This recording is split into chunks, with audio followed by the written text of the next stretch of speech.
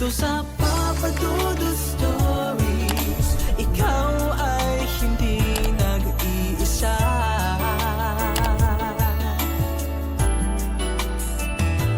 Dito sa Papa Dudut Stories, may nagmamahal sa'yo. Papa Dudut Stories,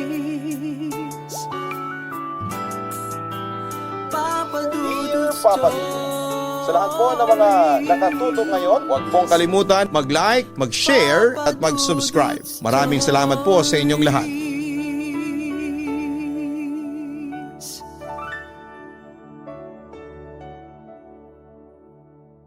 Masarap magmahal ng taong gusto nating makasama hanggang sa pagtanda.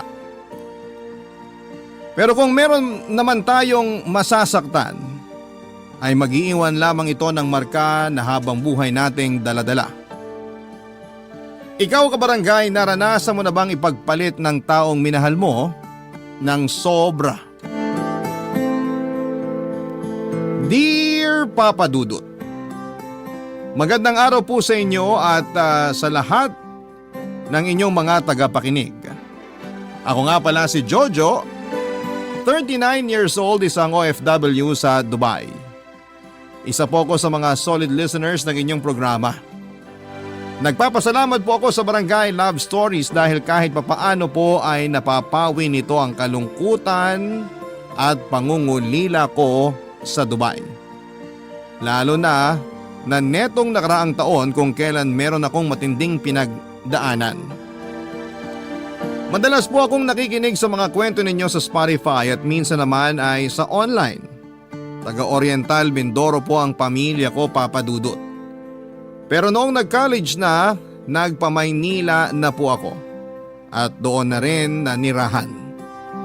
Naiwan naman yung mga magulang ko sa amin sa Mindoro dahil na-inspire ako sa mga kapatid ko na medyo nakakaluwag-luwag sa buhay ay nag-decide na rin po ako noon na magtrabaho sa abroad.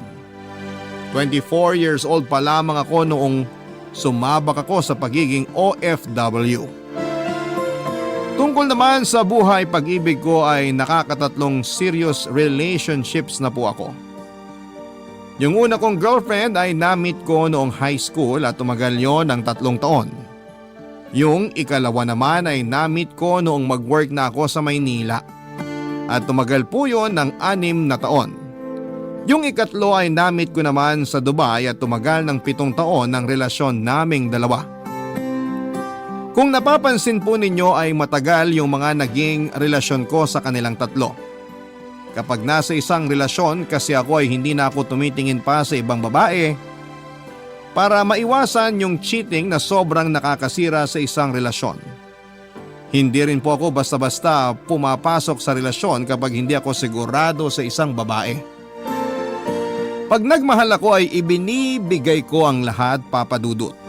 Kaya naman pagdating sa hiwalayan ay mas matagal akong nakaka-move on kesa sa mga naging karelasyon ko. Masasabi ko na yung pinakamagulo kong naging relationship ay yung sa amin ni Yumi. Siya yung second girlfriend at siya rin yung pinaka-minahal ko sa kanilang tatlo.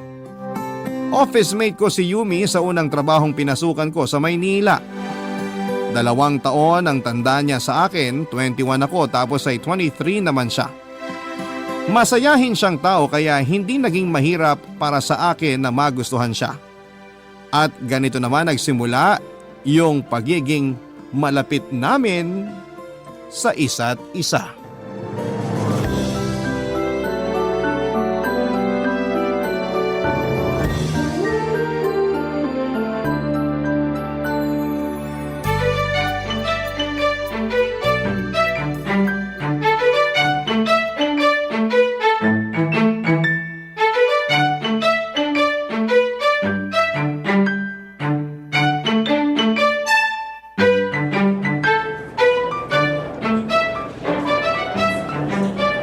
Jojo, paupo ako dito sa tabi mo ha. Nakakagulat ka naman, Yumi. Atakayin ako sa puso sa'yo eh. Bigla ka na lang kasing sumusulpot. Nagpapaka-loner ka na naman kasi dito. Ha? Kakain lang naman eh. Kailangan ba may kasama ako? Yan yung gusto ko sa'yo eh. Yung pagiging weird mo. Uy, ang sarap naman ng ulam mo. Pahingi ah. Kukuha na ako. May magagawa pa ba ako? Kumukuha ka na.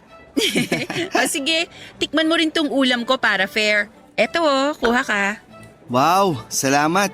Nga pala, sasama ka ba sa company outing? Ha? Baka hindi. Seryoso? Bakit naman? Hindi rin naman kasi ako mahilig sa beach eh. Ano ba yan? Ikaw masyado ka nang nagpapamysterious sa amin ah. Ang dami na tuloy nagkakakrush sa'yo. Ano? Grabe ka rin magpatawa eh, no? Totoo kaya. Maraming nagkakakrush sa'yo dito. Girls and gays actually. Tumigil ka dyan. Alam ko namang binibiro mo lang ako. Imposible yun. Oo nga. Hirap kasi sa'yo, trabaho-bahay lang yung routine mo. Hindi ka sumasama sa mga labas-labas namin. Ayan, ikaw tuloy yung napag-uusapan. Kayo talaga. Ano namang pinagchichismisan nyo tungkol sa akin? Wala. Ano nga? Binanggit mo na lang din naman eh. Sabihin mo na. Magkwento ka kahit konti lang. Kasi nung Friday, di ba, nagkayayaan mag-videoke? Ayun, nauwi rin sa inuman. Tapos, nag-truth or dare kami. Siyempre, isa sa mga pinaka-common na tanong yung, sino ang crush mo sa office? Ganon? At siyempre, halos lahat ng girls at gays, ikaw yung isinagot. Kayo mga loko-loko talaga kayo. At least di kami nabore nung labas namin na yon kasi nga ikaw yung topic. Diba, lagi ka namang nasa bahay? Ano namang libangan mo doon? Don't tell me nagbabasa ka lang ng maraming libro maghapon pag wala tayong pasok. Hindi naman ganun ka-boring buhay ko. Okay na ako sa movie marathon sa bahay. Tsaka lumalabas din naman ako minsan. Umiinom ng konti. Sino namang kasama mo? Minsan, inaaya ko mga pinsan ko. Pero madalas, mag-isa lang talaga ako. So, pumupunta ka rin pala sa mga bar? Oo, pero minsan lang. Siguro once a month lang. Madalas kasi nasa bahay lang talaga ako. Introvert ka nga. Alam mo, sama ka sa akin minsan. Inom tayo. Seryoso ka ba dyan? I mean, yung tayong dalawa lang? Bakit? May magagalit ba kung sakali? Wala nga. Inutusan ka siguro ng mga katrabaho nating bakla para magtanong. Well, guilty ako dyan. Ako kasi kinukulit na mga walang hiya eh. Tsikahin daw kita kung meron ka ng nililigawan ngayon. Wala naman ako nililigawan. I mean, wala pa. So may bala ka ring manligaw. Eh ikaw ba? Pwede ka ba raw ligawan? Lakas din ang trip nyo ha. Ba't naman ako yung liligawan? Parang ang labo naman nun. O sige, heto. Hypothetical question na lang. Paano kung may manligaw sa'yo? Na lalaki? Last time I checked, straight naman ako. Hindi, I mean, bading, babae, ganun. What if ikaw ang ligawan nila? Ano ba namang klaseng tanong yan? Seryoso ba yan? Oo nga, kaya sagutin mo na lang. Well, single naman ako. Tapos, ligaw lang naman, di ba? Hindi naman ako obligadong sagutin. Sasagutin mo rin ako. Ano? Wala. O yun lang. Sige ha, tapos na akong kumain. Huh? Di mo pa nga nababawasan yung pagkain mo eh. See you na lang sa office. Ang labo naman nun. Papadudot malaking tukso para sa akin si Yumi. Lalaki rin naman ako kaya sa katagalan ay unti-unti na rin akong naaapektuhan. Hindi ko inaakala na tototohanin nga ni Yumi ang panliligaw niya. Lagi niya akong binibigyan ng mga pagkain na siya mismo ang nagluto. Hindi nga nagtagal ay nahulog na rin ako kay Yumi. At nasabi ko na rin sa kanya na mahal ko na nga siya. Masaya naman yung naging pagsasama namin sa loob ng 3 taon. Nababalanse kasi namin ang isa't isa. Kung si Yumi ay maingay, emotional at extrovert. Ako naman ay tahimik lamang, pasensyoso at introvert. Medyo selosa nga lang po siya, pero dahil hindi naman ako mahilig gumimik at makihalubilo sa ibang tao ay madalang lang yung pagkakataon na may pinagseselosan siya. Pero sa isang relasyon ay hindi talaga nawawala, Papa Dudut, ang mga pagsubok. At yung una nga na naging pagsubok sa amin ay yung desisyon ko na mag-work abroad. Kasama ko dapat siya noon sa Dubai pero hindi siya pinalad na matanggap sa kumpanyang inaplayan niya doon. Hindi na nga sana ako tutuloy sa Dubai pero nang hinayang ako sa opportunity na yon, eventually napagkasunduan namin na sumunod na lamang siya roon. Hindi naging madali yung long distance relationship namin, Papa Dudut. Kinailangan kasi naming mag-adjust dahil magkaiba yung oras sa Pilipinas at sa Dubai. Yung out ko sa trabaho ay hating gabi naman sa Pilipinas. At dahil ayoko rin naman na laging napupuyat si Yumi ay matagal na para sa amin ang isang oras na pag-uusap. Dahil 3 years na kami ni Yumi ay iniisip ko rin noon na siya na talaga yung mapapangasawa ko. Kahit na hindi niya hilingin ay nagpapadala ko ng pera, hindi lang para sa kanya kundi para din sa mga magulang niya. Yung 25% ng monthly salary ko noon ay nakalaan sa ipapadala ko sa kanya. Tuwing lunchtime ko ay tumatawag ako sa kanya para lang maisingit yung konting oras na nakakapag-usap kaming dalawa. Wala namang kaming naging problema doon dahil willing din siyang mag-adjust para sa akin. Pero noong mag-send ako sa kanya ng mga pictures namin sa kumpanya ay pinagselosan niya yung katrabaho ko na isang Egyptian. Maganda kasi ito at katabi ko pa sa picture. Mabilis lang din naman na lumipas ang selos niya noong pinaliwanag ko sa kanya at pinatunayan na wala siyang dapat na ikaselos at para hindi niya ako pagdudahan ay sinigurado ko rin na updated siya sa mga ganap ko sa Dubai. Tuwing umuwi ako sa Pilipinas ay binubusog ko sa mga pasalubong at mga branded na gamit si Yumi at ang pamilya niya. Bukod pa roon, yung pag-out of town namin nasagot ko lahat ng gastos. Magastos man at halos kakaunti na lamang, yung naiipon ko ay hindi yun naging problema sa akin. Bukal naman kasi yon sa kalooban ko dahil mahal ko si Yumi at napamahal na rin sa akin ang buong pamilya niya. Noong 3 taon ko na sa Dubai ay doon ko na naramdaman yung unti-unting pagbabago sa pakikitungo niya. Naging palaisipan tuloy sa akin yon. Yung una kong naisip na dahilan ay baka nai-insecure na si Yumi lalo na 2 beses na siyang nag-apply para magtrabaho sa Middle East pero lagi naman siyang nagkakaaberya.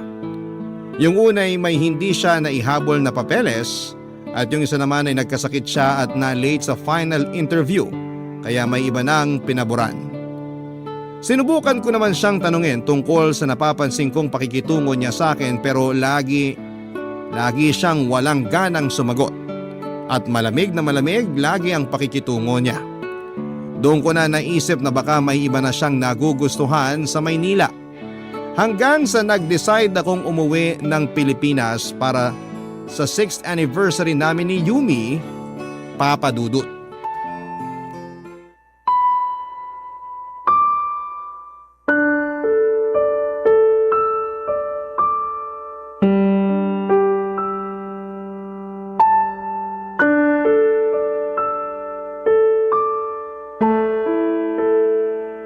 Babe, ano bang problema? Ano bang problema sinasabi mo? Kahapon ka pa kasi ganyan eh. Pagkagaling ko pa lang sa airport, halos di mo na ako pansinin. Di mo man lang ba ako na-miss? Bakit mo naman naisip yan? Ay, naninibago lang kasi ako sa'yo. Di ka na kasi tulad nung dati na ang saya-saya mo tuwing magkasama tayo. Kahapon, kinis mo lang ako tapos sumakay na agad tayo ng taxi. Hindi mo man lang ako kinumusta. Nag-overthink ka lang, huwag kang ang OA dyan. Tulad ngayon. Oh, anong reaction din yan? Babe, ilang buwan ka nang ganyan. Kala mo ba di ko yun napapansin? Nasa Dubai pa lang ako. Nararamdaman ko na yung panlalamig mo. Stress lang ako sa trabaho. Babe, please, tingnan mo naman ako. May mali talaga eh. Nararamdaman ko. Nahihirapan lang ako sa setup natin, yun lang yun. Babe, 3 years na lang naman, di ba? Tapos dito na ako ulit sa Pilipinas. Nag-iipon lang din naman ako para sa future natin. Hindi lang naman yun yung iniisip ko. Babe, yung edad ko, mas mabilis na nadadagdagan kesa sa'yo. Mas matanda ako ng 2 taon, di ba? Oh, tapos? Jojo, gusto ko nang magkaroon ng sariling pamilya. Gusto ko nang mabuntis. Gusto ko nang maranasan maging nanay.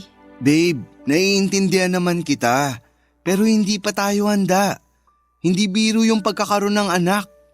Hindi biro yung pagbuo ng sarili nating pamilya. Ang mamahal na ng mga bilihin. Mahal din magpaaral. Hindi pa nga sapat yung naipon ko ngayon para makapagpatayo tayo ng sariling bahay. Saka na natin problemahin yung mga bagay na yun pag meron na tayong anak. Magagawa naman ng paraan lahat yun eh. Babe, I'm sorry pero dyan ka nagkakamali. Mas mabuting paghandaan natin yung mga ganong kalalaking desisyon sa buhay. Gusto ko rin namang mabigyan ng magandang buhay yung magiging anak natin. Gusto kong maging komportable tayo pag nakabuo na ng sariling pamilya.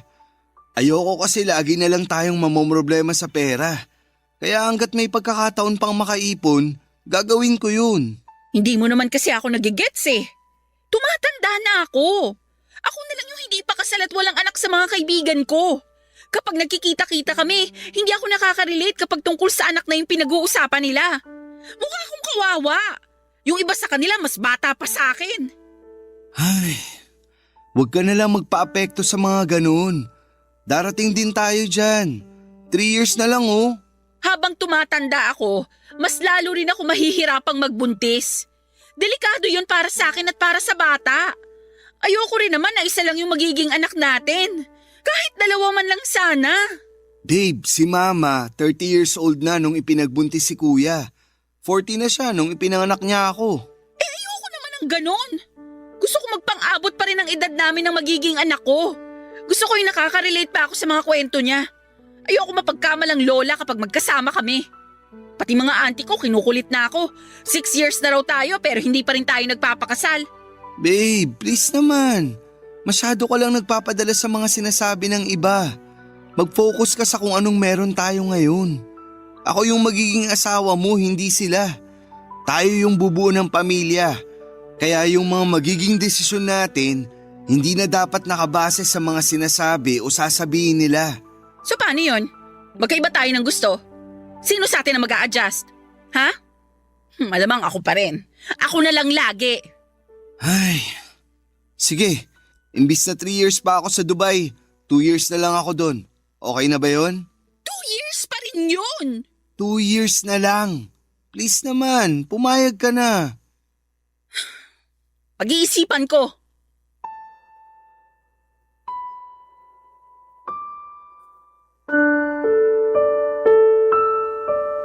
Papadudot na papayag ko pa rin naman si Yumi na sa halip na 3 ay 2 taon na lamang ako sa Dubai.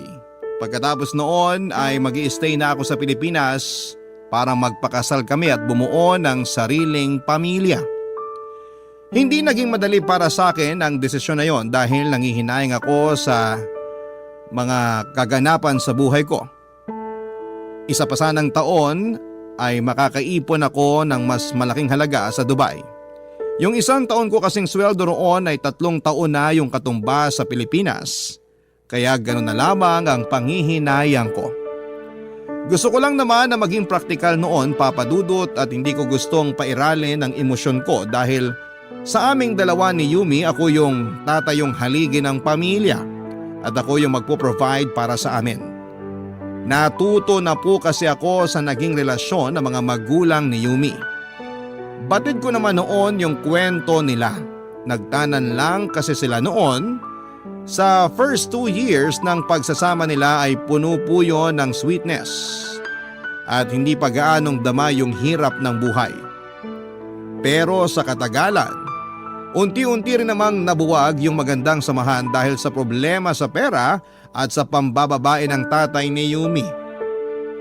Hindi ko naman ini-invalidate yung nararamdaman ni Yumi. Alam kong nape-pressure na siya sa estado ng mga kaibigan niya, pati na rin sa expectations ng mga kamag-anak niya, Papadudot. Hindi naman ako nagkulang sa pagpapaunawa sa kanya noong magiging sitwasyon namin kapag minadali namin ang pag-aasawa. Pero nakakalungkot lang sabihin na mas pinili niyang makinig sa iba kesa unawain ako at tulungan na paghandaan ang future naming dalawa. Papa Dudut, ilang buwan nga lang mula nang bumalik ako sa Dubai. Mas lalo kong naramdaman yung panlalamig niya. At sa pagkakataong yon, Papa Dudut, malakas ang kutob ko na meron siyang iba. Barangay Love Stories. Barangay Love Stories. Papa Dudut, nung minsang tumawag ako kay Yumi ay narinig ko siya na nakikipag-usap sa isang lalaki. Noong tanungin ko siya, ipinakilala naman niya yung lalaki bilang si Jeffrey. Katrabaho niya raw noon. Kahit sa boses lang ay dama ko yung kakaibang saya ni Yumi habang kausap si Jeffrey ng oras na yon. Kaya hindi ko naiwasan na pagdudahan silang dalawa. Simula pa lang po ay masama na ang kutob ko kay Jeffrey na yon. Tuwing nagkakausap kami ni Yumi at nababanggit yung pangalan ng lalaking yon ay para bang kinikilig siya at may kakaibang excitement sa boses niya. Pero kapag normal na usapan lang namin ay bagot na bagot at parang hindi makapaghintay na matapos na yung usapan namin. At noong tumagal-tagal pa ay mas lalo nang naging madalang ang pag-uusap namin ni Yumi. Dahil sa pagbabagong yon ng girlfriend ko ay hindi ko maiwasan na ma-insecure kay Jeffrey. Sa unang pagkakataon ay nakaramdam ako ng selos. Ang mahirap pa ay malayo ako kay Yumi kaya kung ma-inlove siya sa iba ay wala akong laban doon. Sa nangyayari noon ay nagawa ko tuloy yung mga bagay na hindi ko naman ginagawa noong simula pa lang ng relasyon namin. Naging stalker ako ni Yumi sa mga social media accounts niya. At doon ko na nga nakita yung mga pictures na lagi sila ni Jeffrey na magkatabi. Muli na naman akong na-insecure nang mapagtanto ko na mas matangkad ito sa akin at mas malaki din ang pangangatawan. Matapos ang ilang buwan ng panaka-naka na lang na pag-uusap namin ni Yumi ay humantong na rin yon sa puntong hindi ko na siya makontak. Sinasadya na rin niyang hindi sagutin ang mga tawag ko. Pero noong nagpapadala ako ng pera, kinukuha pa rin niya nang hindi nakikipag-usap sa akin. Dahil sa pag-aalala ko ay napilitan na akong kontakin ang mga kapatid niya at wala kasi silang alam na nagkaproblema na kami ni Yumi. Nakarating naman sa kanya ang ginawa kong yon. Hindi ko inaasahan na hahantong siya noon sa desisyon na makipaghiwalay na sa akin, Papa Dudut. Ilang beses ko pang sinubukang tawagan si Yumi pero hindi na talaga siya noon sumasagot. Halos mabaliw na ako sa kakaisip kung anong nangyayari sa kanya at kung bakit humantong siya sa ganong desisyon.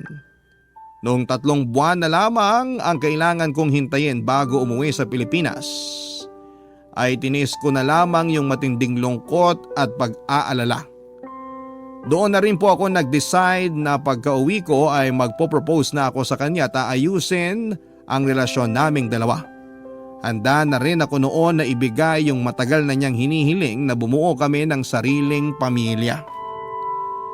Ilang araw na lamang bago ako umuwi noon pero wala pa rin paramdam si Yumi. Nakablock na rin ako sa mga social media accounts niya kaya mas lalo ako nawala ng komunikasyon sa kanya. Nang sa wakas ay makauwi ako ng Pilipinas ay siya yung unang-una kong pinuntahan kahit pa nagdesisyon na siyang makipaghiwalay. Pero hindi ko inaasahan ang natuklasan ko sa muli naming pagkikita, Papa Dudut.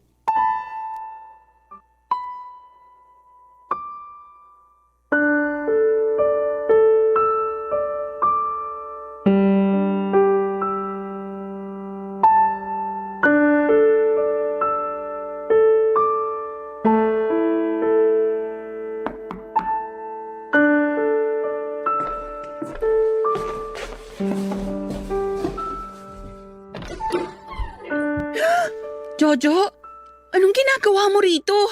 Kakauwi ko lang. Hindi mo man lang ba ako papapasukin?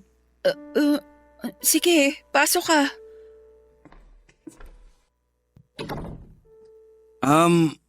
Kamusta ka na? Okay naman, upo ka. Salamat.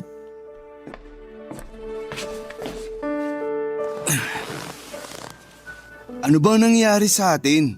Bakit Bakit bigla ka na lang nakipag-break?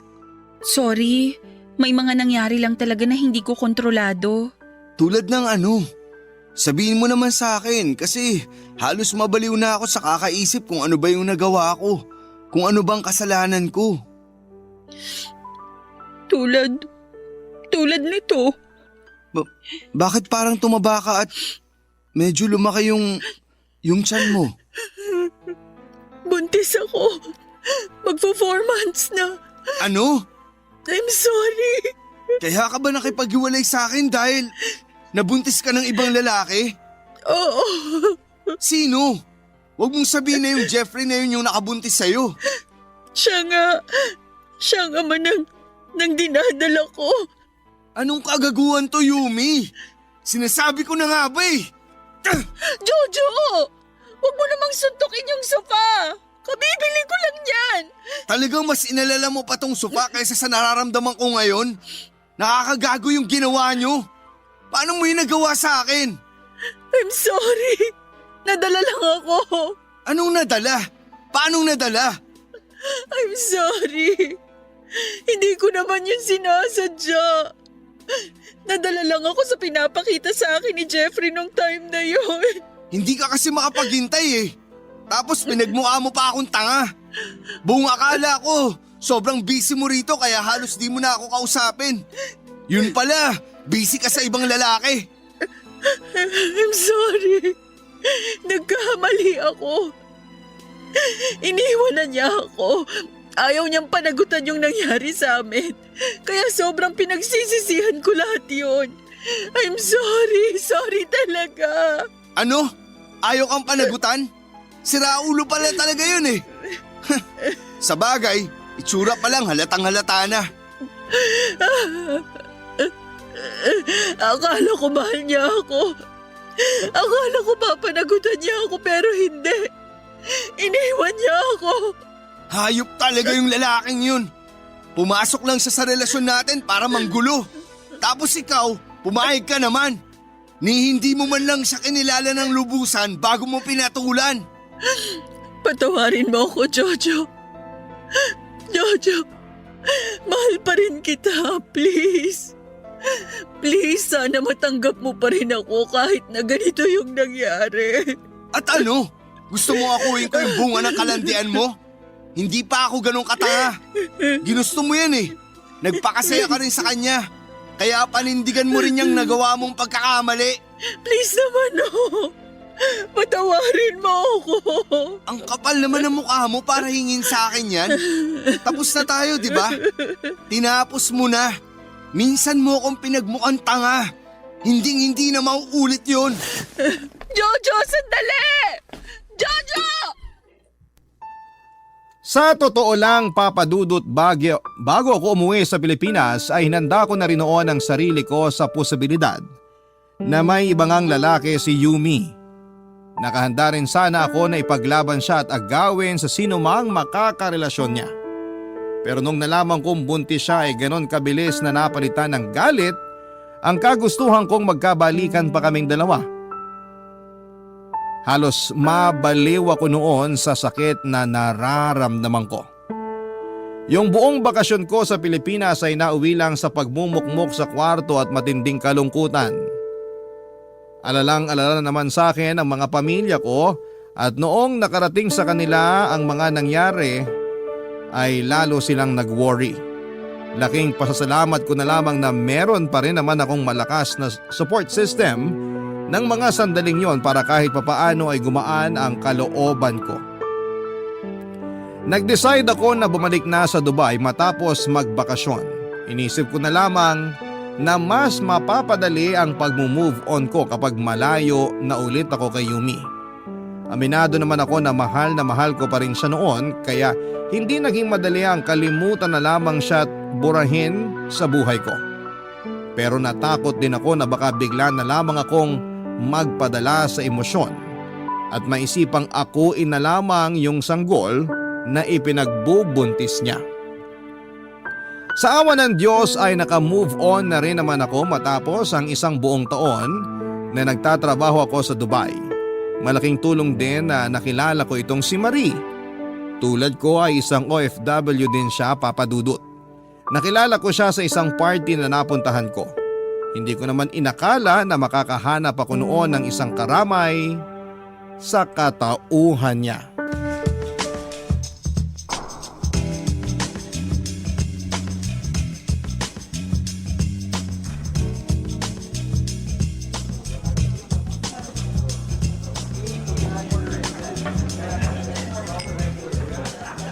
Hi! May kasama ka ba dito sa party? Hi. Wala eh. Ikaw ba? Wala rin. Pwede bang umupo sa tabi mo? Sure. Upo ka. Salamat. Pwede magtanong? Oo naman. Ano yon? Gaano ka nakatagal dito sa Dubai? Kakarating ko lang dito 3 months ago. Nice. Ikaw lang ba yung nag-decide na dito magtrabaho? Oo. Wala namang pumipigil sa akin. Kasi kahit ano namang gawin ko, suportado ng parents ko. Goal ko rin kasi talaga na makatulong sa kanila financially. Ang bait mo naman. Wala ka pa bang boyfriend? Nako, masyado atang personal yung tanong ko. Okay lang kahit wag mo nang sagutin. Hindi, okay lang. Nagtaka lang ako kung bakit bigla mong natanong. Pasensya ka na ha. Wala kasi ako masyadong kakilala rito sa party. Nakita kitang tahimik dito sa sulok kaya naisip ko na ikaw na lang yung kausapin ko. Kwentuhan lang, kung komportable ka. Di mo naman kailangan humingi ng pasensya. Willing din naman ako makipagkwentuhan. Medyo nag-alangan lang ako kanina kasi syempre di naman kita kilala. Oo nga pala. Nauna na yung kwentuhan pero di pa ako nagpapakilala. Ako nga pala si Jojo. Ikaw? Marie. So, pwede nang ituloy yung kwentuhan? Oo, at para matuloy yon, sasagutin ko muna yung tanong mo kanina kung may boyfriend na ako. Well, wala na. Break na kami. Oh, ilang taon naging kayo? 4 years. 6 months ago lang kami nag-break kaya medyo fresh pa yung sakit. Pareho pala tayong kagagaling lang sa breakup. Pero ang tagal nyo rin ha. Mahaba na rin yung 4 years. Kayo ba ng ex mo? Gaano katagal naging kayo? 6 years. Wow! Mas matagal yung sa inyo. Anong nangyari? Ba't kayo naghiwalay? Di kasi siya nakapaghintay eh. Saan? Sa pagpapakasal? Oo, konting tiis na lang sana eh. Ganon? Oo, sa sobrang inip nga niya, nagpabuntis na siya sa ibang lalaki. Ano? Joke ba yan? Hindi, totoo yun. LDR. Oo, Hay, yun talaga yung unang kalaban natin, no? Ako rin eh, LDR. Pero yung boyfriend ko, ex-boyfriend ko, OFW rin. Pero sa New Zealand naman siya. Yung plano namin, magkasama sana kami doon. Pero yung ending, pinagpalit niya ako sa blonde girl na kulay blue yung mga mata.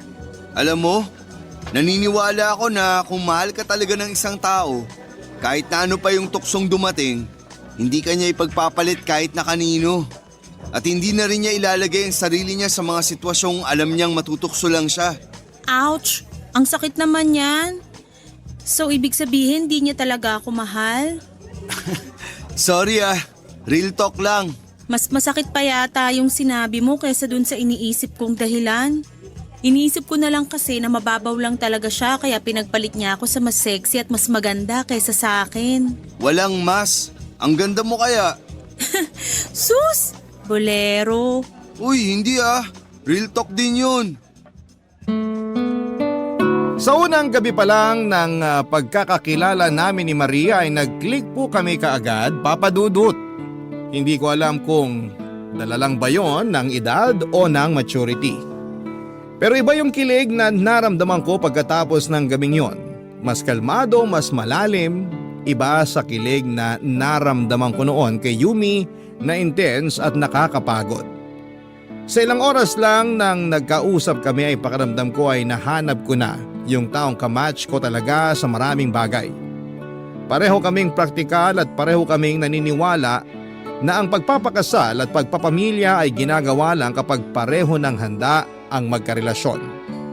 Yun din ang dahilan kung bakit naging interesado ako sa kanya, Papa Dudut. Yung unang pagkikita namin noon ni Marie ay nauwi pa sa ilang casual dates na hindi para sa dalawang taong naghahanap ng karelasyon kundi ng isang kaibigan. Pero hindi rin naman nagtagal at niligawan ko na rin siya. Sinagot niya rin naman kaagad ako. Noong naging kami na ay halos wala namang nagbago sa aming dalawa. Iba kasi yung samahang nabuo namin. Mature at responsable ring maituturing kaya hindi nakapagtataka na tumagal ang relasyon naming dalawa. Maganda at naging smooth ang aming pagsasama, mabilis na dumaan ang mga taon. Sa 7th anniversary namin ni Marie nitong nakaraang taon lang ay nakapag-decide na kami or nag-decide na ako na alokin siya ng kasal. Hindi naman siya nagdalawang isip na tanggapin kaagad yon. Kaya naman noong nagbakasyon kami sa Pilipinas noong nakaraang Pasko ay naisip namin na isabay sa selebrasyon ang anunsyo tungkol sa pagpapakasal naming dalawa. Pero sadyang mapaglaro ang tadhana ng panahong yon, Papa Dudut. Dahil isang multo ng nakaraan ko ang bumulabog sa bakasyon naming yon ni Marie, Papa Dudut. Barangay Love Stories. Barangay Love Stories. Matapos naming i-anunsyo sa mga kaibigan at kamag-anak namin ang tungkol sa pagpapakasal namin ni Marie, nagplano na rin kami para sa church wedding, Papa Dudut. Pero sa hindi naasahang pagkakataon nang puntahan namin yung gagawa ng souvenirs para sa kasal namin ay si Yumi yung humarap sa amin. Dahil nakita na rin naman ni Marie yung mga picture noon ni Yumi ay agad niya rin po itong nakilala. Sobrang awkward po ng sandaling yon, Papa Dudut, pero noong banggitin ni Yumi na kasal na siya at may 2 anak na rin ay naramdaman ko na biglang nagbago ang tono at pakikitungo ni Marie rito. Para bang mas naging kampante na siya. Ngunit ang hindi niya alam ay parang lumukso yung puso ko nung muli kaming magtagpo ni Yumi matapos ang 6 na taon. Tila biglang nanumbalik ang lahat ng mga ala-ala namin. At doon ko din na-realize, Papa Dudut, na hindi pa rin pala ako totally naka-move on sa kanya. Dahil 1 buwan lang ang bakasyon namin sa Pilipinas ay minadali na namin ang preparasyon ng kasal. Kaya may mga lakad kami ni Marie na magkahiwalay para mas mapabilis na yon. Hindi ko naman akalain na sa akin niya ipagkakatiwala noon ang pag-aasikaso ng mga souvenir namin. Ibig sabihin noon ay hinayaan niya lamang ako na makipag-usap kay Yumi. Medyo kinabahan ako ng sandaling yon dahil wala sa tabi ko si Marie. Hindi ko alam kung sinadya niya na papuntahin ako roon para sukatin yung loyalty ko sa kanya o nagawa niya yon kasi malaki talaga ang tiwala niya sa akin. Ngunit kahit na anong iwas ko, Papa Dudut, ay hindi ako nilubayan ng tukso.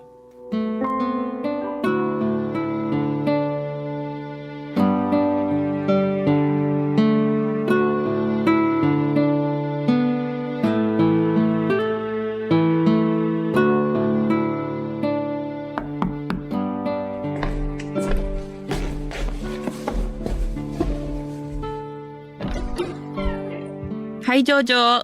Kumusta? Ayos naman. Tuloy ka. Salamat. Wala si Marie? Kausap niya kasi ngayon yung designer ng gown. Ah, okay. By the way, pasensya ka na ha kung dito tayo sa bahay nagkita. Nagka-problema kasi dun sa stall ko. Okay lang, walang problema.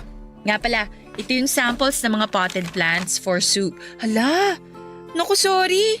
Puro sulat na tong paper bag. Sinulatan ng anak mo. Mukha. Napakakulit kasi nun. 4 years old na. Naiwan ko kasi tong paper bag dito kanina eh. Yun ba yung bunso mo? Oo.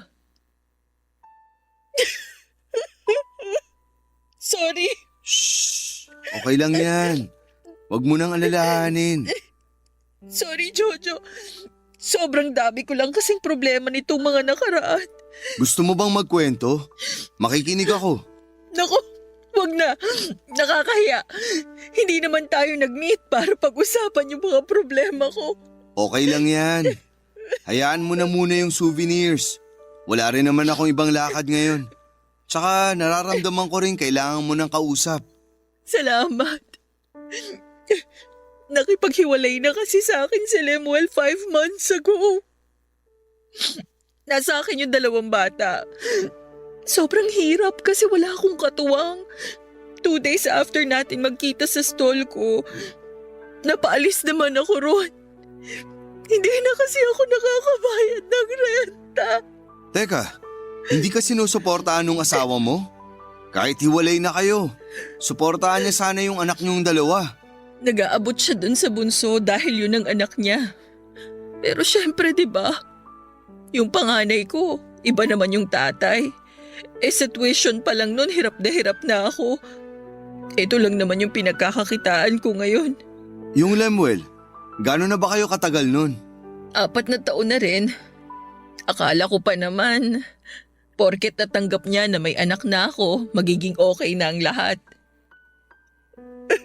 Pero hindi pala. Bakit? Ano ba yung dahilan ng paghihiwalay niyo? Mga magulang ko. Ako na rin kasi yung sumusuporta sa kanila kasi walang trabaho yung bunso kong kapatid. Tapos, yung sumunod naman sa akin, may pamilya na rin at hirap sa buhay. Actually, for the longest time, si Lemuel yung nagbibigay ng pera sa mga magulang ko. Pero nung malaman niya na hindi na nagbibigay ng pera sa mga magulang namin yung bunso kong kapatid, nagalit siya. Bakit naman? Sabi niya, bakit daw kaming 2 yung kumakargo sa mga magulang ko? Samantalang yung ibang mga kapatid ko, wala namang pakialam. Kaya ayun, nauwi sa away, sa sumbatan. Alam mo, sa totoo lang, nung nalaman kong ikaw pala yung groom, gusto ko na sanang tumanggi pero hindi ko kayang mawalan ng kliyente ngayon sa hirap ng buhay namin. Tana. Tapos, nung nakita ko pa kayo, sobrang nanliit ako. Ang yaman-yaman nyo na. Ang ganda rin ni Marie.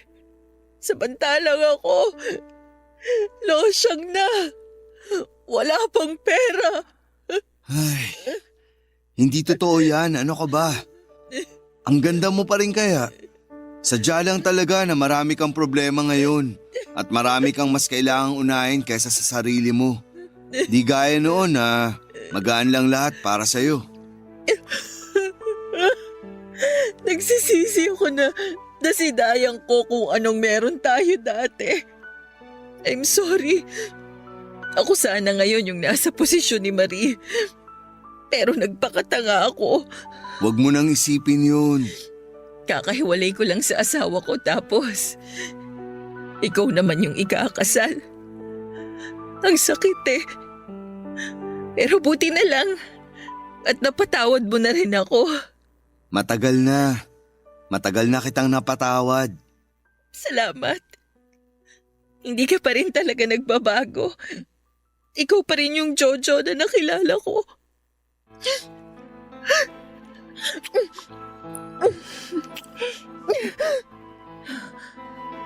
Jojo, ikakasal ka na. Alam ko, pero mahal pa rin kita.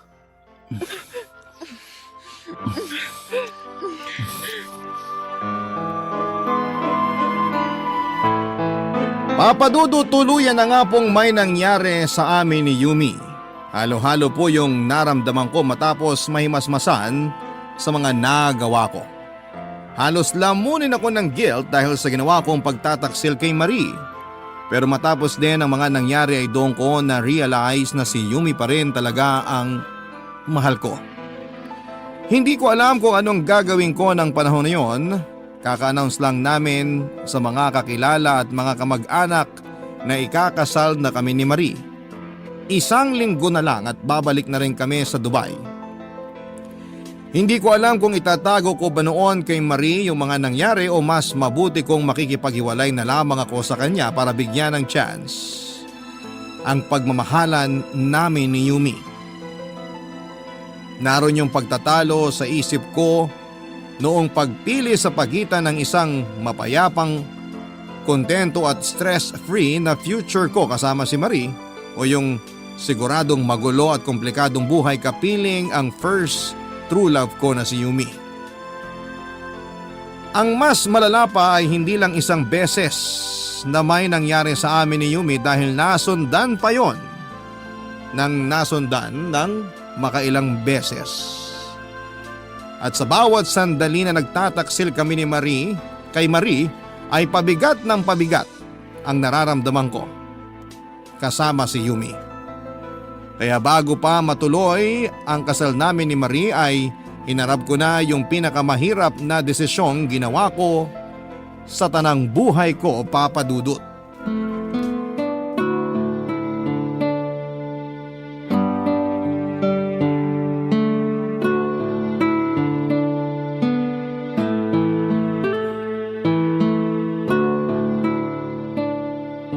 Mahal, pwede ba kitang makausap? Ha? Oo, sige. Tungkol ba saan? Ay, shucks! Dadaanan pa pala natin yung mga ipapadala ng office mate ko. Sige, mamaya na lang pag uwi natin. Hindi, ngayon na para matapos na. Hindi, wag mo nang isipin yun.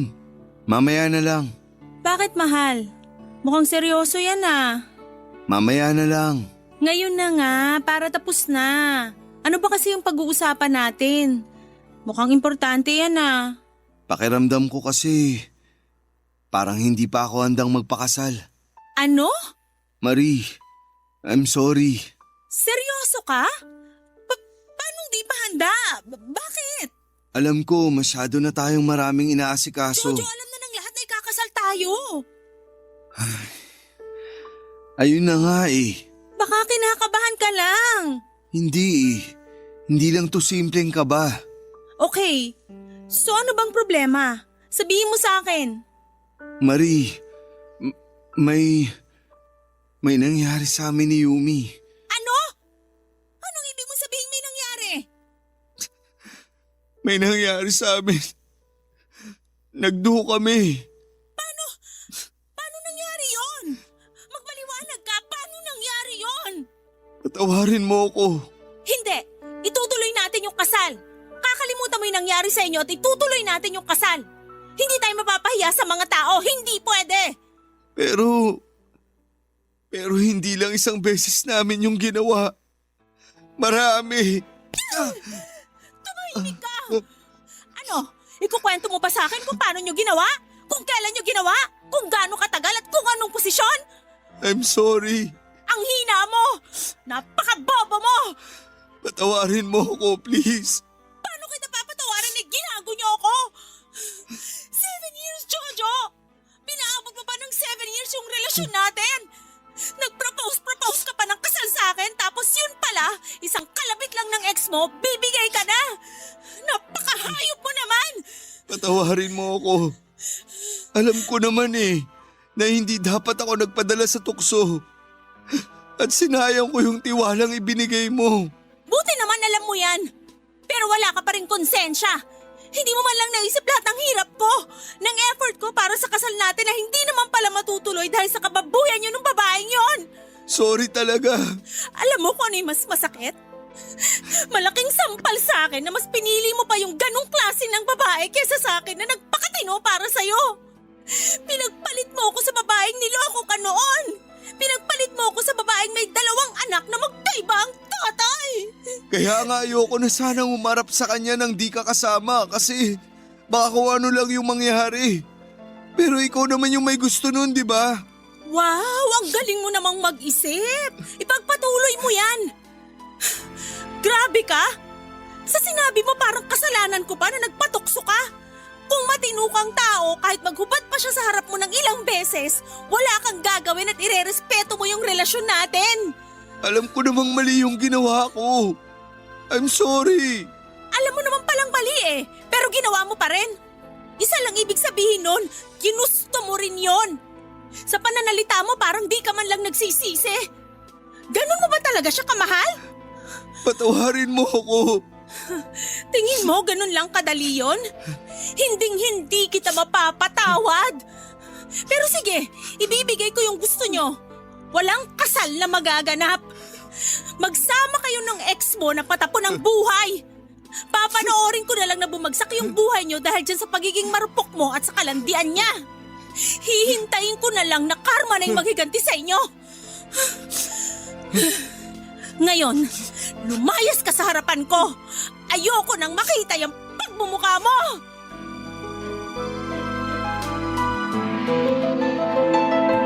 Papa Dudut, hindi na nga natuloy yung sanay kasal namin ni Marie.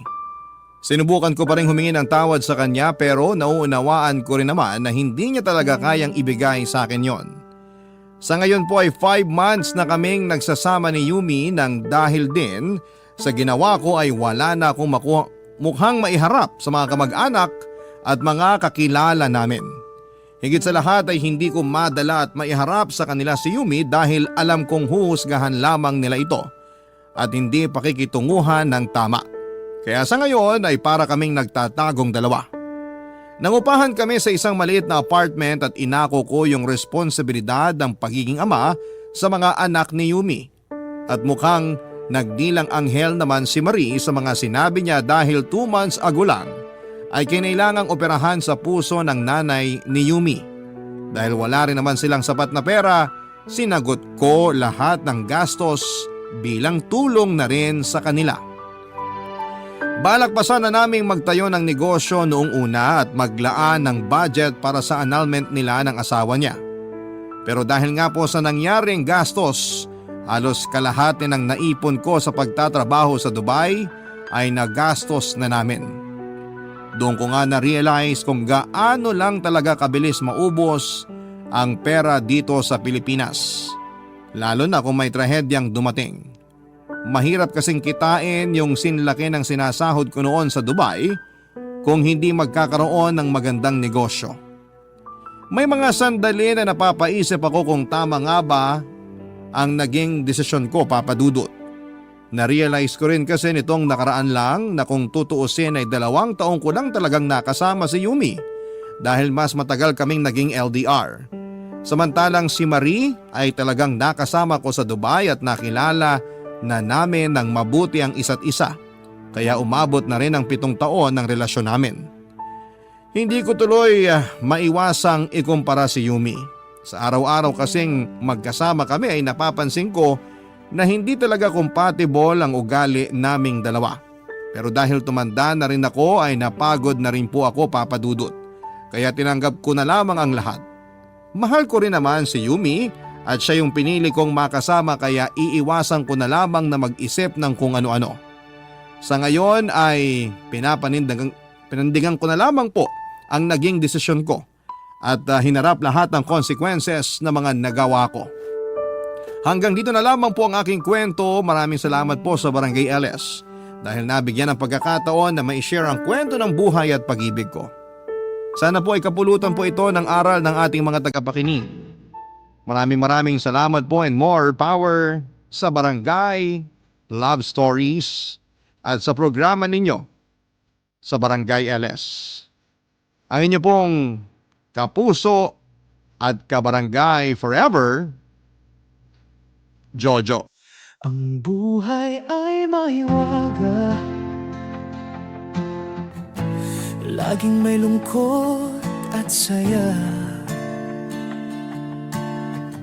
Sa Papa Dudut Stories, laging may karamay ka. Mga problemang kaibigan, dito ay pakikinggan ka. Sa Papa Dudut Stories, kami ay iyong kasama. Dito sa Papa Dudut Stories, ikaw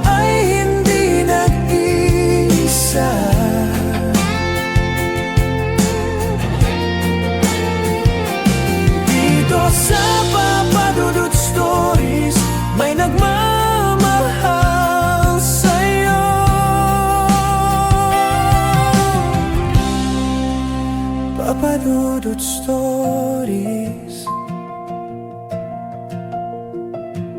Papadudod Stories. Papadudod Stories.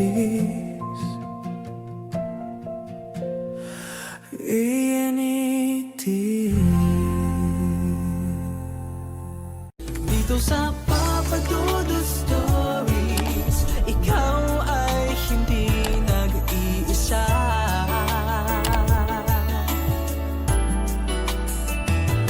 Dito sa Papadudod Stories, may nagmamahal sa'yo. Papadudod Stories.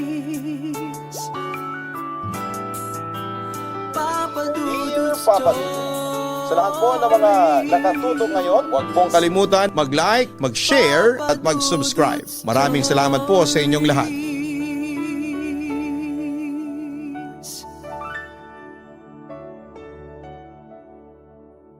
Lahat naman tayo ay nagkakamali. Lahat tayo nagkakasala. Pero hindi kailanman magiging refleksyon ang mga nagawa nating pagkakamali sa ating pagkatao. Ikaw kabarangay, may mga pagkakamali ka ba sa buhay na pilit mong inaayos hanggang ngayon?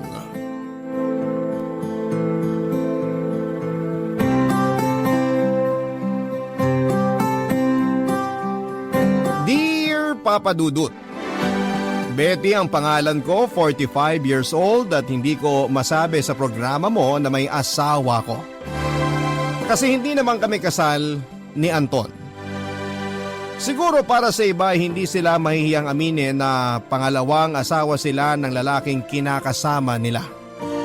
Pero ako hanggang ngayon kahit na mahigit 2 dekada na kaming may relasyon ni Anton, hindi ko masabi ng buong tapang at nang hindi nahihiya na kabit lamang ako. Papadudot siguro sigurado akong walang babae sa mundo na gustong maging kabit o mistress. Lahat ng babae gustong maging number 1 sa puso at buhay ng lalaking minamahal niya.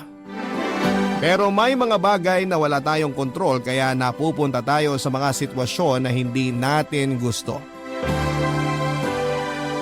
Naisip ko nga na kung meron sigurong nasulat na libro kung paano maiiwasang maging kabit ng isang babae, malamang ay dinideliver pa lamang sa mga bookstore.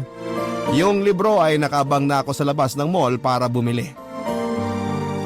Hindi ko po ginustong maging isang kabit pero nalagay na ako sa sitwasyon na parang wala na akong magawa pa. Marami akong naisip na dahilan kung paano ko naging kabit pero isa lang ang malinaw sa akin. Sigurado akong na-inlove ako ng husto kay Anton. Nakilala ko po si Anton sa company na pinasukan ko pagka-graduate ko sa college. Sa ngayon ay VP na siya for finance. Pero noong time na wala pa kaming relasyon ay parte pa lamang siya ng middle management. Crush ko na si Anton noong una siyang ipakilala sa amin ng HR. Actually, crush siya ng lahat ng babae sa department namin. Kasi bukod sa very gentleman ang datingan niya, hindi siya mayabang at pag nagsasalita ay merong sense. Alam kong matalino siya at may prinsipyo kaya naman kapag nauutusan akong pumunta sa office niya para magpapirma ng dokumento ay kinikilig ako. Yun yung mga panahon na wala akong masamang intensyon kundi ang makita lamang ang crush ko ng malapitan at may kwento sa mga kaibigan ko sa office kung ano ang suot niya mula ulo hanggang paa. Kung anong ginagawa niya at kung ano ang sinasabi niya sa akin. May time nga na nag-hi lamang sa akin si Anton noon ay bigla akong napatili. Sabay takip sa bibig ko kasi nahiya ako na baka kung ano ang isipin niya. Pero ang sabi sa akin ni Anton ay hindi ko lang nakita pero natawa daw siya pagpasok niya sa office niya noong tumili ako. Sabi pa niya napapansin na raw niya na lagi akong nakangiti at kahit nasaan papuntahin at utusan ay wala akong reklamo. Alam ko namang may asawa na siya at mga anak kaya para sa akin ay harmless yung pagkakaroon ko ng crush sa kanya noon. Crush lang naman yun, Papa Dudut. Pero ang hindi ko alam ay unti-unti na palang lumalalim ang pagtingin ko sa kanya. Hindi ko alam kung dahil mabait siya sa akin o extra caring siya sa akin, basta ang alam ko ay mahal ko na siya. Dumating yung pagkakataon na nagkaroon ng party sa company namin kaya halos lahat ay nakainom na. Siguro dahil sa alak kaya ako nagkaroon ng tapang na sabihin sa kanya na mahal ko siya at wala akong pakialam kahit na may asawa na siya, basta masabi ko lamang kung ano ang nararamdaman ko para sa kanya. Inamin naman sa akin ni Anton na nahuhulog na rin ang loob niya sa akin. Kaya may nangyari sa amin. Na-inlove ako ng husto kaya kahit mali, kahit bawal ay nakipagrelasyon po ako kay Anton. Hindi nagtagal ay nagkaroon kami ng anak, si Lian.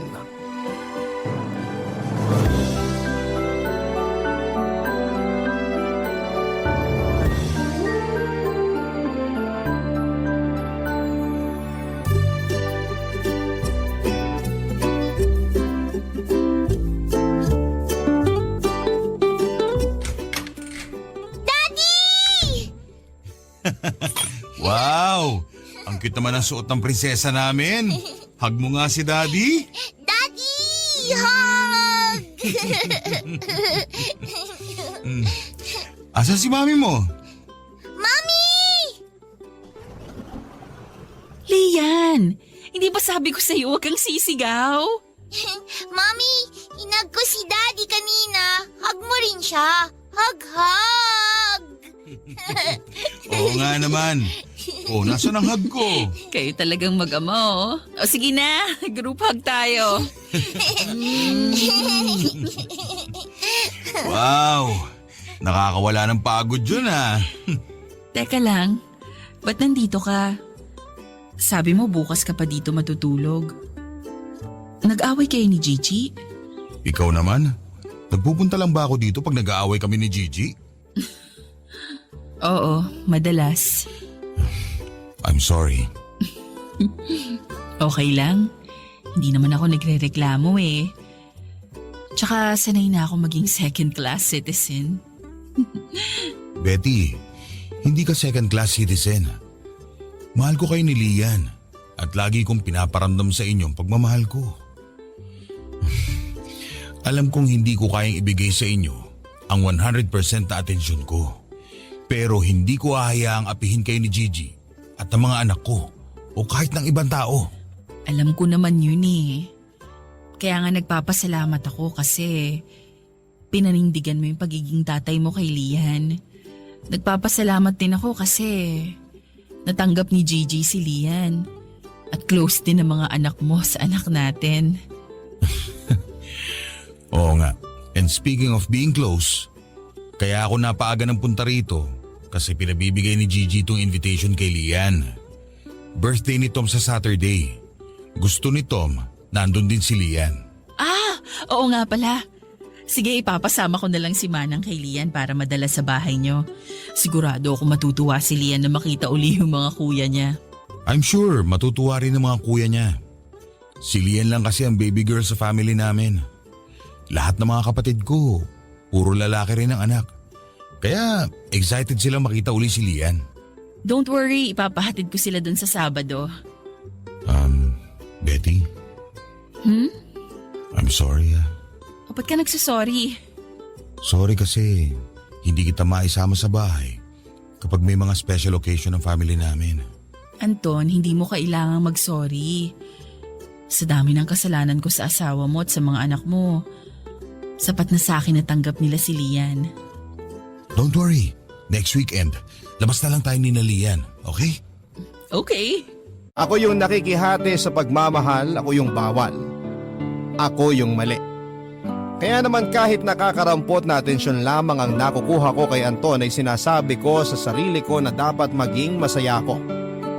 Kasi kung ibang lalaki yon ay baka pinabayaan at iniwanan ako pagkatapos maanakan. Tinuturing ko rin na maswerte ako kasi hindi ako inaway ni Gigi noong nalaman niyang may relasyon kami ng asawa niya. Siguro kasi ay confident siya na hindi siya iiwanan ni Anton dahil siya ang legal wife. Pero alam kong nasaktan siya ng husto nang malaman niyang nabuntis ako at nagkaanak ng babae. Kaya naman kahit na natutuwa sila kay Lian ay sinisikap ko palagi na maging parang invisible sa pamilya nila. Pag hindi nila ako nakikita at hindi nila ako naririnig ay hindi nila maiisip na nag-i-exist ako. Para kahit papaano sa ganung paraan ay mababawasan ko ang sakit na idinulot ko sa pamilya ni Anton. Hindi ako nagdedemand na kailangan ganitong specific na araw ay nasa bahay ko si Anton. Sapat na sa akin na pinupuntahan niya kaming mag-ina para makibanding sa amin kapag may oras siya. Pero pagkasama namin ni Lian ang daddy niya ay sinisiguro ko na masaya si Anton. Kinekwentuhan namin siya ni Lian na mga nangyari sa amin noong mga araw na wala siya. At pag may espesyal na okasyon sa school ay ini-inform ko rin si Anton. Kahit na second class citizen lamang ako ay walang duda sa puso kong mahal ako ni Anton at mahal na mahal ni Anton si Lian. Papadudot matalino ang anak kong si Lian at very perceptive. Bata pa lamang ay alam niyang hindi kami ang original na pamilya ng daddy niya. Pero wala akong nakikitang galit sa puso ng anak ko, siguro kasi pinalaki ko siya ng buong pagmamahal. Palagi kong sinasabi sa kanya na mahal namin siya ng daddy niya. At dapat siyang magpasalamat dahil maraming taong nagmamahal sa kanya. Gaya ng mga kuya niya at ng tita Gigi niya. Kaya lang likas na siguro sa ibang tao ang maging mapanglait. Kahit mga batang walang kasalanan idadamay sa pangiinsultong ginagawa nila.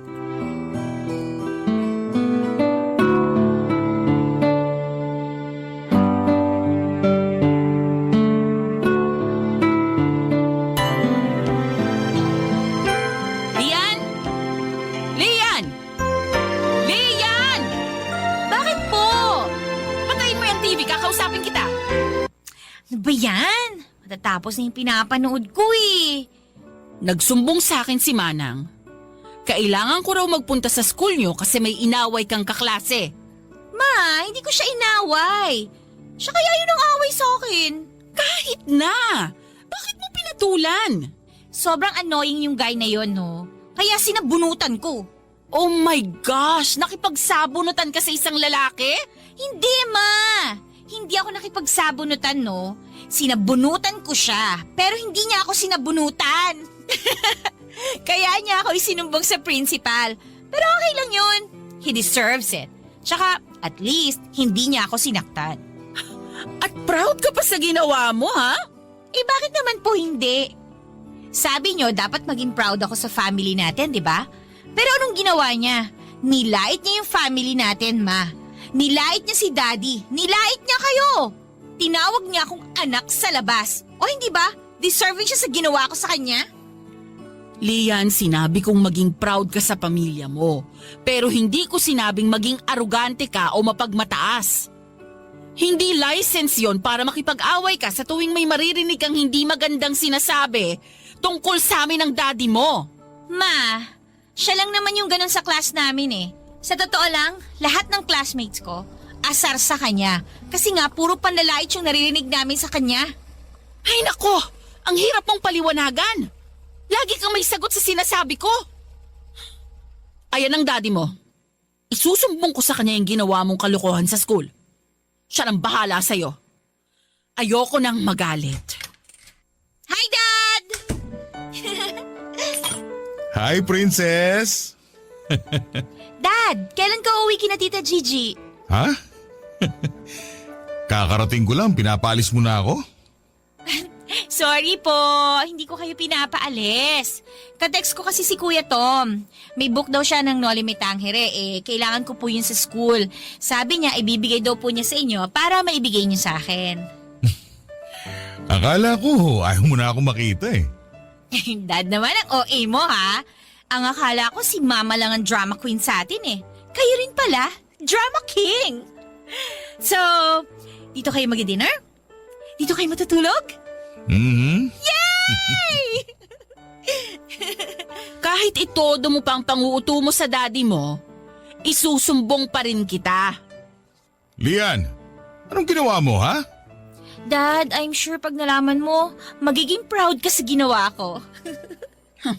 Sinabunutan yung lalaking kaklase kasi tinawag siyang anak sa labas. Eh bakit sa bunot lang ang ginawa mo? Dapat sinuntok mo pa para nadala. Nako, kinukonsinti mo pa eh. Sabi ko na magiging proud kayo sa akin eh. Kaya pag nagka-boyfriend ako, gusto ko yung katulad nyo, Dad. Responsible at saka open-minded. Op. Bawal pa mag-boyfriend ngayon, ha? Papadudot na realize ko ng mga oras na yon na nagdadalaga na nga pala si Lian. Hindi magtatagal ay may mga manliligaw na rin sa anak ko. Mga manliligaw na katulad ng daddy niya, responsable, open-minded at may asawa na. Biglang nagkaroon ng takot sa puso ko noong marinig kong sinabi yon ni Lian. Ayokong matulad sa akin si Lian at ayokong isipin niya na ideal family ang pamilya namin. Papadudot, inaamin ko sa inyo na may takot sa puso ko. At ayokong maging kabit din ng ibang lalaki ang nag-iisang anak ko. Bagay na kinakatakutan ko, Papadudot. Ang mga kwento ng pag-ibig, kwento ng buhay at kwento ng pag-asa. Nasa Spotify na, Barangay Love Stories. Pakinggan kahit kailan, kahit saan. Barangay Love Stories sa Spotify. Kinig na, kabarangay! At dahil hindi kami ang legal na pamilya ni Anton ay hindi niya lehitimong anak si Lian. Kaya maingat kong ipinapaunawa palagi kay Lian ang sitwasyon namin ng daddy niya. Palagi kong sinasabi na hindi niya dapat ikahiya kung anuman ang kondisyon ng pamilya namin. Sa tingin ko ay tumanim naman yon ng husto sa puso ng anak ko, Papadudot. Proud ako kay Lian kasi wala siyang hinanakit sa daddy niya at sa pamilya nito. At proud din ako sa sarili ko kasi alam kong napalaki ko siya ng maayos. Sa tuwing ipinagtatanggol ni Lian ang pamilya namin sa ibang tao, sa tuwing kumakampi siya sa mga kaklase o kaibigan niyang binubuli, alam kong hindi ako nagkamali ng pagpapalaki sa kanya. Kaya lang habang lumalaki si Lian ay hindi pa rin maalis ang takot sa puso ko. Siguro dahil nakontento na ako sa konting atensyon at pagmamahal na kaya lang ibigay ni Anton para sa amin ni Lian. Kaya hindi ko nasabi sa anak ko na dapat ay pumili siya ng lalaking siya lang ang handang mahalin habang buhay. Hindi ko nasabi kay Lian na kahit gaano katindi ang pagmamahal mo sa isang lalaki, kapag may asawa ay kailangan mo siyang hiwalayan at lumayo. Hindi ko nasabi na malaking kahihiyan at malaking kasalanan ang ginawa kong pakikipagrelasyon sa daddy niya. Papadudot ng simulang magkatotoo ang mga kinakatakutan ko noong sinabi sa akin ni Lian na may nagugustuhan siyang kasamahan niya sa opisina. Andre ang pangalan ng crush niya at wala siyang bukang bibig kundi puro magandang katangian lamang ni Andre. Perfect gentleman daw si Andre, mahinahon magsalita, may sense of humor, responsable at open-minded, katulad ng daddy niya. At huli na nang malaman ko na katulad ng daddy niya ay may asawa na rin si Andre. Wala na sigurong mas masakit pa para sa akin, para sa isang ina at kabit na katulad ko. Ang malaman na anak mong iniingatan ay magiging kabit din, Papadudot.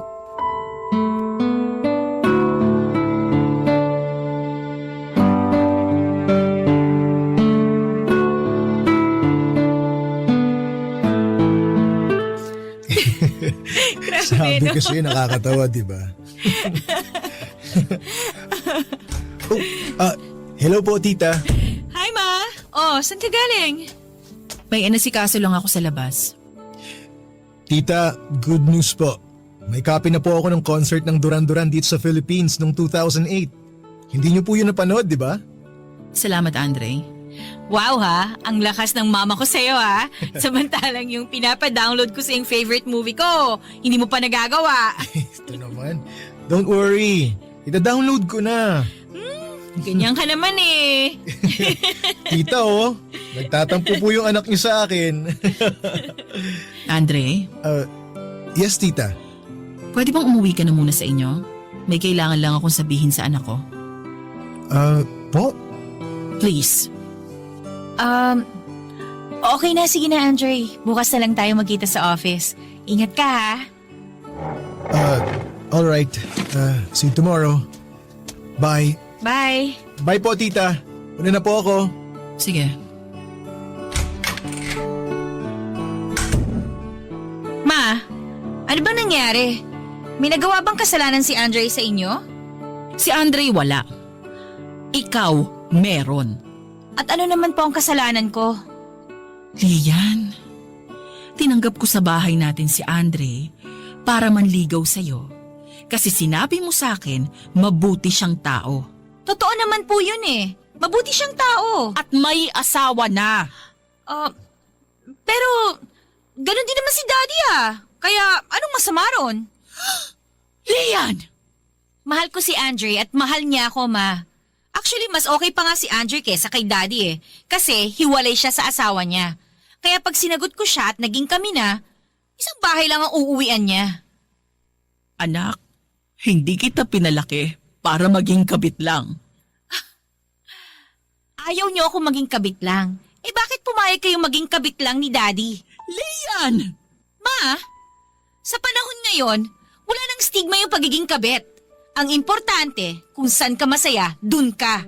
Kung wala ka nasasaktan, okay lang yun. Sa tingin mo wala kang nasasaktan? Paano yung asawa ni Andre? Hiwalay na nga sila. Paano yung anak nila? Hindi ko na problema yun, no? Lian, makinig ka sa akin! Huwag mong itulad ang... Ma, ano ba? Unang-una, hindi ako magiging kabit lang na katulad nyo. Kasi hihiwalayan na ni Andre yung asawa niya. Pangalawa, sorry ma ha, pero wag nyo akong pagsasabihan na magiging kabit lang ako ng boyfriend ko. Wala kayong karapatan kasi kabit lang din kayo.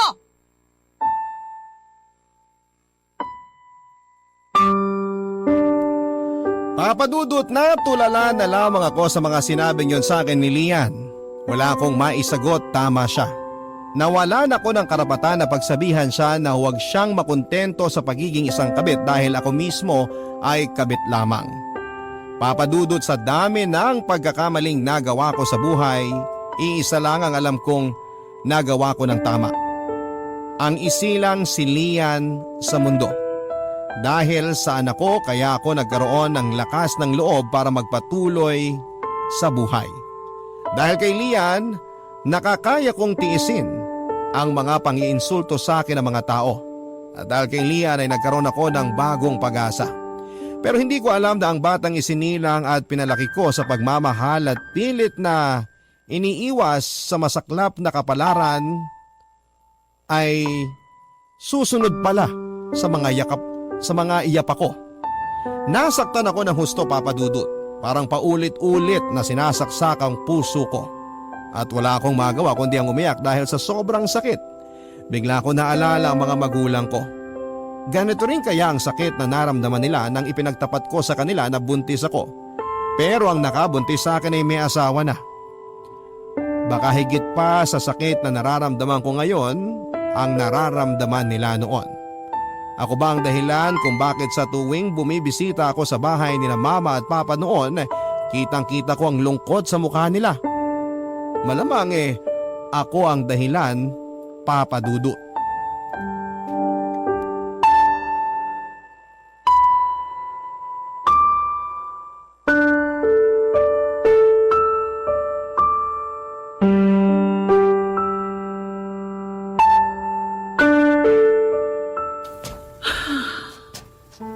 Ang mabuti pa, uminom ka na muna ng tubig para hindi ka iyak ng iyak. Kung gusto mo, dito ka na muna matulog sa bahay. Pag umuwi ka sa inyo, baka mag-away na naman kayong mag-ina. Maglayuan muna kayong dalawa para iwas gulo. Ma, ganito rin ba kasakit ang naramdaman nyo nung sinabi ko sa inyong buntis ako? Pero may asawa na yung lalaking nakabuntis sa akin? Betty, ngayong isa ka na ring ina. Sa palagay mo ba, may magulang na gugustuhin sapitin ng anak niya yung mga nangyari sa'yo? Ma, I'm sorry. Patawarin niyo ako. Nasaktan ako ng husto, pero mas nasaktan ang papa mo sa nangyari sa'yo. Lalo na nung sinabi mo sa kanya na wala siyang dapat ipag-alala dahil kayang-kaya kang buhayin ni Anton, pati na ang magiging anak ninyo. Anak, kahit 7 kayong magkakapatid, ni minsan, hindi kayo itinuring ng papa ninyo na mga pabigat na gusto niyang ipasa yung responsibilidad niya sa iba. Para sa papa ninyo, kayong mga anak niya ang kaligayahan niya. Kayo ang lakas niya. Kaya nga nung umalis ka sa bahay para sumama dun kay Anton, parang nawala ng sigla ang papa mo. Naging hukot ang likod niya, mabigat at mabagal ang mga hakbang at palaging nangingilid ang luha sa mga mata niya. Nung umalis ka, may isang parte sa puso niya na nawala at hindi na bumalik pa. Papa! Alam namin ng papa mo na malaki yung pagkakamali ang gagawin mong pagsama kay Anton. Kaya gumawa ng paraan ng papa mo para kausapin si Anton na hiwalayan ka. Kinausap niya si Anton? Oo. Kaya nga lang, nung mapagtanto ng papa mo na hindi niya kayang ibigay ang mga luhong kayang ibigay sa'yo ni Anton, pikit mata na siyang pumayag sa gusto mo. Pero nagbilin siya kay Anton na mahalin ka at ang anak mo ng buong puso at huwag kang pababayaan kahit kailan. Mula nun, lalo pang nagsikap ang papa mo sa pagtatrabaho. Para ang mga natitira mo pang mga kapatid hindi maramdaman na mabigat silang pasanin sa buhay. Papa! Ma! Patawarin niyo ako. Huwag kang mag-alala. Matagal ka na naming napatawad, anak. Walang sama ng loob ang papa mo sa'yo. Kaya ako naman ang pinarurusahan ng Diyos ngayon. Sumusunod na yung anak ko sa yapak ko. Ma, anong gagawin ko? Tulungan niyo ako. Mahal mo si Anton? Opo. At mahal mo rin si Lian? Opo. Ang totoong nagmamahal, pipiliin kung anong makakabuti para sa mga taong mahal niya nang higit pa sa sariling kagustuhan. Pag-isipan mo mabuti, Betty. Ano ba yung makakabuti para kina Anton at Lian? Pag nalaman mo na ang sagot, tsaka ka gumawa ng desisyon.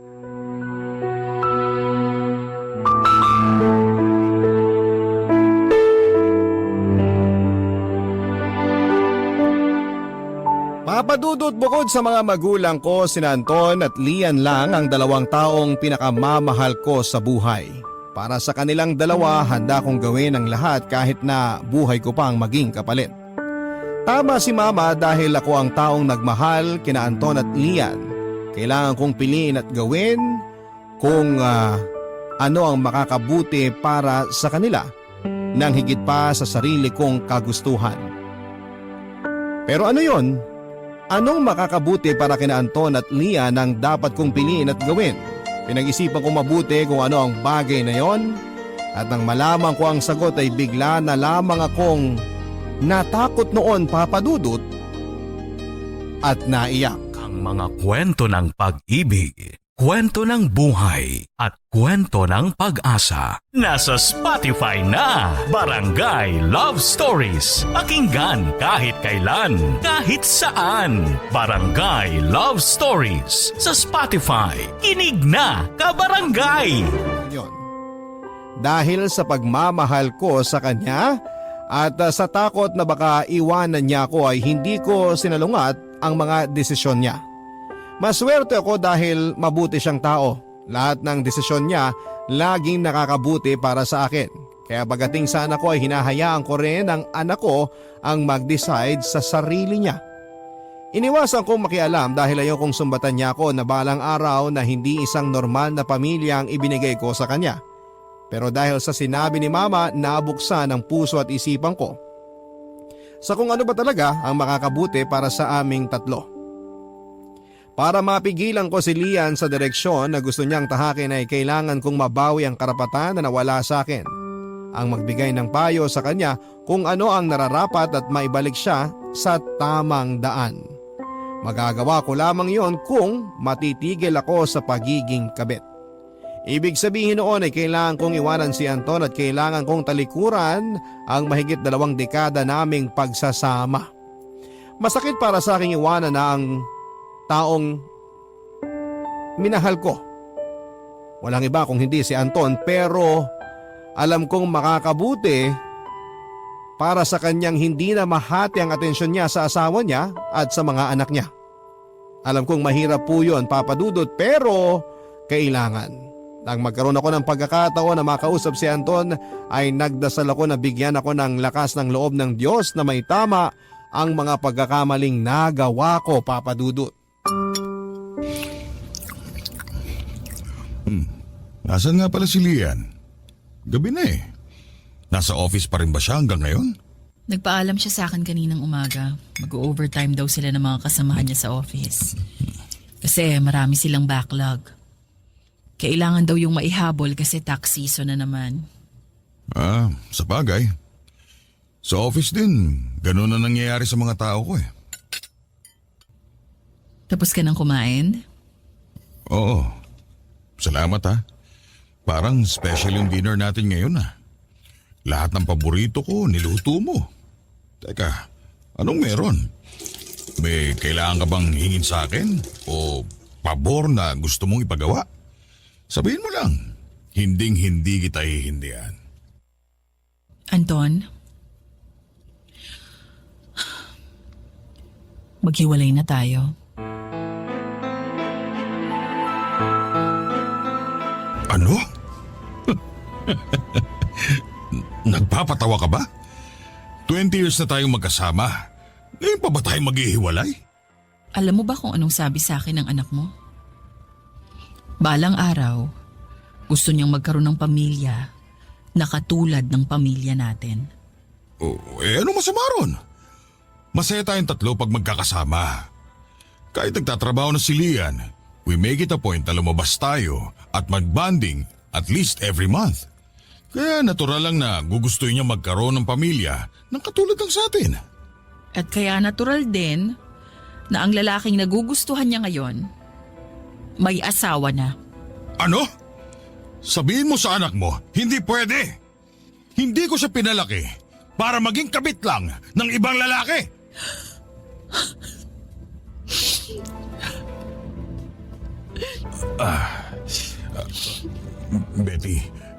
Betty, I'm sorry. Wala akong pinatatamaan sa sinabi ko. At kahit kailan, alam mong hindi kabit ang turing ko sa'yo, kundi asawa. Anton, masakit para sa akin na maghiwalay tayong dalawa. Pero yun ang nararapat gawin. Kailangan kong maitama ang mga dati kong pagkakamali.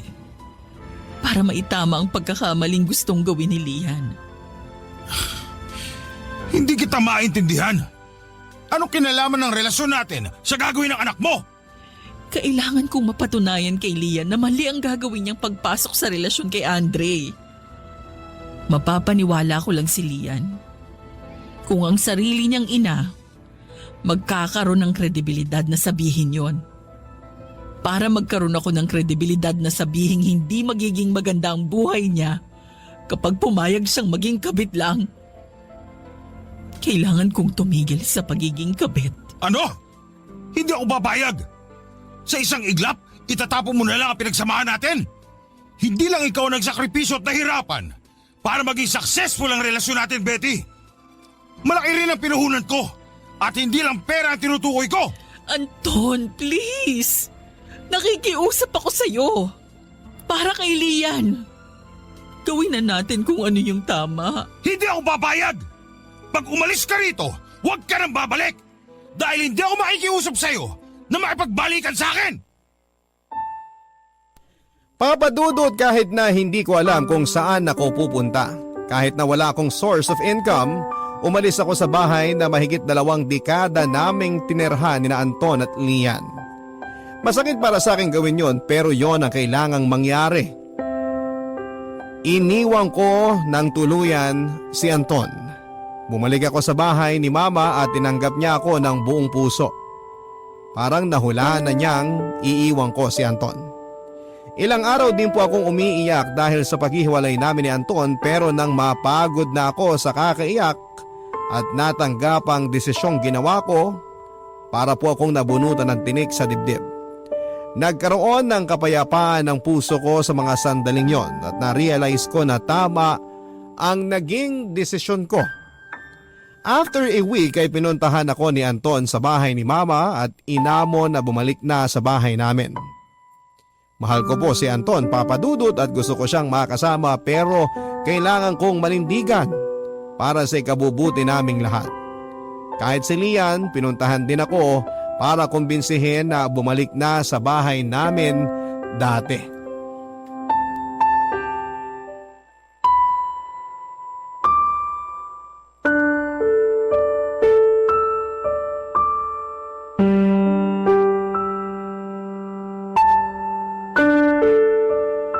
Ma, please.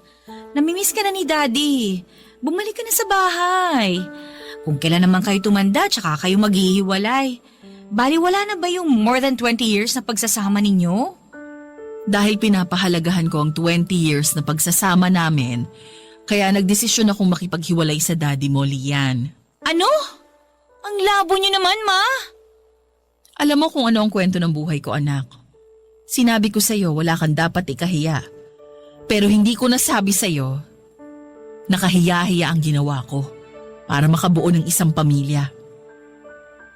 Sinabi ko na sa'yo, kung saan ka masaya, yun ang gawin mo. Basta wala kang sinasaktan. Masaya ako dahil sa relasyon namin ng daddy mo.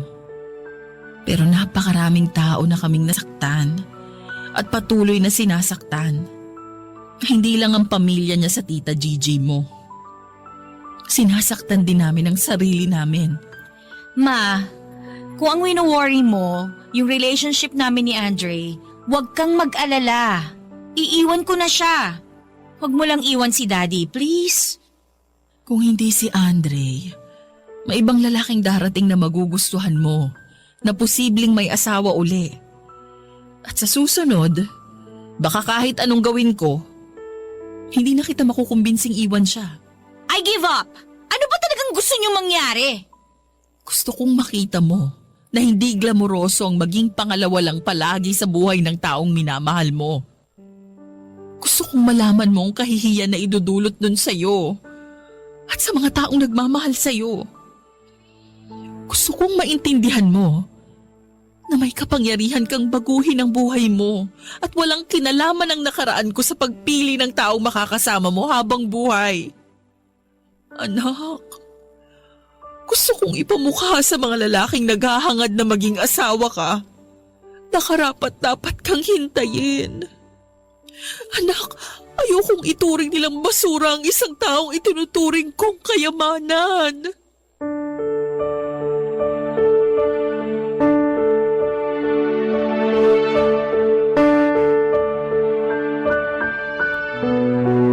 Papadudod, hindi ko alam kung naiintindihan ni Lian ang gusto kong sabihin sa kanya noong araw na yon. Dahil natahimik lamang siya at ilang sandali pa ay nagpaalam na sa akin na uuwi na raw siya. Pero pagkalipas ng ilang araw ay nalaman kong naghiwalay na sila ni Andre. Ang totoo ay nalungkot ako, pero kasabay noon, nakahinga na rin po ako ng maluwag at umaasa na sa susunod ay pipiliin na niya ang taong totoong magmamahal sa kanya. Hanggang sa ngayon ay kinukumbinsi pa rin ako ni Anton na magkabalikan kami. May mga pagkakataon na gusto ko nang bumigay. Pero sa tuwing iniisip ko kung ano ang mas makakabuti para sa amin dalawa, tumitibay ang determinasyon ko na wag nang makipagbalikan at manatili na lamang kaming magkaibigan. Unti-unti bumabalik na rin ang tiwala ko sa sarili ko na kahit na wala akong karelasyon, makakaya ko pa ring mabuhay. Nagsimula akong mag-online selling at sa ngayon ay medyo lumalakas na ang sales ko. At ngayon ay may sarili na akong kita. Bumalik ang respeto ko sa sarili. Bumalik na ang dangal na nawala sa akin sa loob ng mahabang panahon. Hindi po yun madali, Ang totoo ay napakahirap talikuran ng mga tao at bagay na nakasanayan ko na, pero sa tulong ng ibang tao at sa tulong ng Diyos, sisikapin kong manatili sa tamang landas para kahit na sumunod sa landas na tinatahak ko si Lian, hindi ako matatakot na maliligaw ko siya. Sinisikap kong maging mabuting puno para maging mabuti rin ang maging bunga ko. Hanggang dito na lamang po, Papa Dudut. Maraming salamat at binigyan mo ng panahon na basahin ang kwento ng buhay ko. Sana po ay kapulutan ito ng aral ng mga nakikinig sa inyo. At para sa mga kababaihang may pinagdadaanan ng katulad ng sa akin ay huwag kayong matakot. Sa bawat pagising natin, binibigyan tayo ng pagkakataon na magbago at piliin ang tama. Sana balang araw ay magkaroon kayo ng lakas ng loob na gawin yon. Muli maraming salamat po sa inyo, Papa Dudut, ang inyong kapuso at kabarangay forever, Betty. Ang buhay ay maiwaga, laging may lungkot at saya. Sa Papa Dudut Stories, laging may karamay ka. Mga problemang kaibigan, dito ay pakikinggan ka. Sa Papa Dudut Stories, kami ay iyong kasama. Dito sa Papa Dudut Stories, ikaw ay hindi nag-iisa.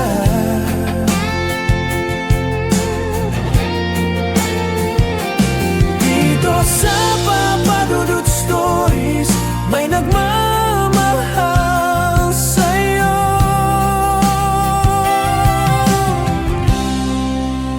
Papa Dudut Stories, Papa Dudut Stories,